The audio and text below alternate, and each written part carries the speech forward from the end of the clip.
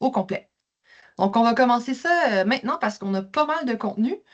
Je passerai la parole à Mélodie Desrosiers, qui est fondatrice et directrice de la coopérative Gaïa, puis qui est impliquée justement là, dans le projet aujourd'hui.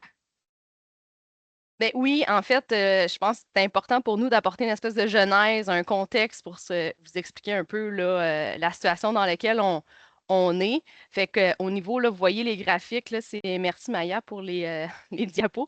Dans le fond, vous voyez au niveau de la température, vous voyez, on voit les différences. Puis là, sur la carte, vous voyez en fait les points puis les courbes, tout dépendant où on se situe là, sur le territoire québécois.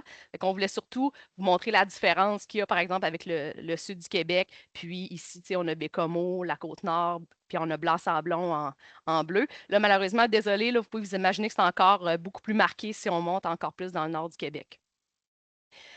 Pour ce qui est trait à la luminosité, ben là, l'effet est beaucoup moins marqué, voire même qu'on va avoir un petit peu plus de luminosité là, si on s'en va encore plus vers Blanc-Sablon comparativement au sud de la province, au solstice, puis vers les équinoxes, là, ce qui est à peu près égal. Puis là, c'est sûr que si on s'en va au solstice d'hiver, on a moins de luminosité. Alors, on pourrait avoir tendance à penser qu'on est avantagé pour la saison de production, la saison végétative là, qui est au solstice.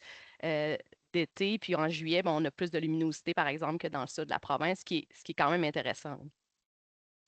Puis là, c'est ça, on revoit un peu là, comment c'est placé sur la carte. On peut changer, Charlotte. Ben, là où c'est intéressant, en tout cas selon moi, c'est de voir, il y a des projections qui sont faites sur les 30 prochaines années, puis on voit ici, là on a pris, c'est Bécomo qui a été pris comme exemple, mais c'est de voir les effets anticipés au niveau des changements climatiques. On s'attend à une hausse, ben, la modélisation s'attend à une hausse de température de à peu près 2 degrés là, pour le prochain 30 ans, là, l'horizon 21-50. Pour ce qui est des précipitations, là, on s'attend à plus ou moins la même chose. Donc, ça va être important de continuer à être irrigué en production maraîchère.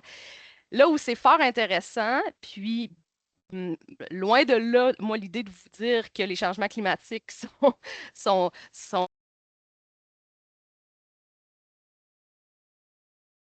On t'entend plus? Ouais, excusez, j'ai accroché mon... Euh, Là où ça devient intéressant, c'est de voir que dans le prochain 30 ans, on s'attend là, à ce qu'il y ait 23 jours de plus sans gel. Puis là, ben, c'est sûr que pour nous, sur la Côte-Nord puis dans le nord du Québec, c'est quelque chose qui devient hyper intéressant.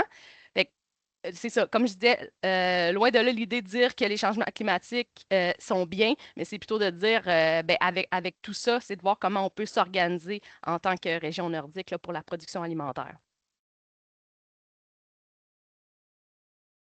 Au niveau des sols, bon, c'est sûr. Sur la Côte-Nord, on est dans une situation le plus de type podzol, donc un sol qui est humoférique. On a une très forte acidité.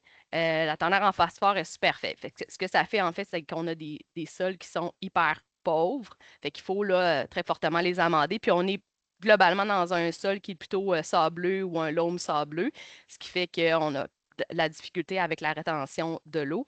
Puis là, tu sais, je me souviens à l'époque, les premières fois où j'ai rencontré Maya, j'ai dit, là, il faut que vous compreniez la situation dans laquelle on est sur la Côte-Nord pour nous aider à avancer là-dedans. Puis on peut échanger, Charlotte.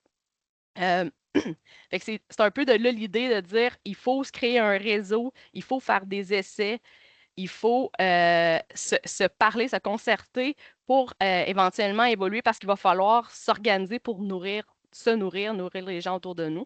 Puis j'étais super contente d'avoir une écoute de la part là, des agronomes, là, tu sais, Charlotte, Maya, Sam, pour dire oui, on comprend ce que vous vivez, on est sur le terrain avec vous, puis on va développer des techniques là, avec la situation qui est particulière au niveau là, agro-pédoclimatique, mais aussi au niveau socio-économique, là. Fait que suite à ça, un des premiers pas qui a été fait, ça a été de mettre en place le réseau de maraîchage nordique. C'est une initiative qui a été prise par la coopérative Gaïa, mais l'idée, c'était de se mettre en réseau. Fait qu'on a eu différentes fermes qui ont été mises en réseau. Puis là, on tient à remercier aussi, là, d'ailleurs, les bailleurs de fonds là, qui sont la Société du Plan Nord via le FIN, puis Idémanique pour une portion qui était un petit peu plus Manicouagan, là.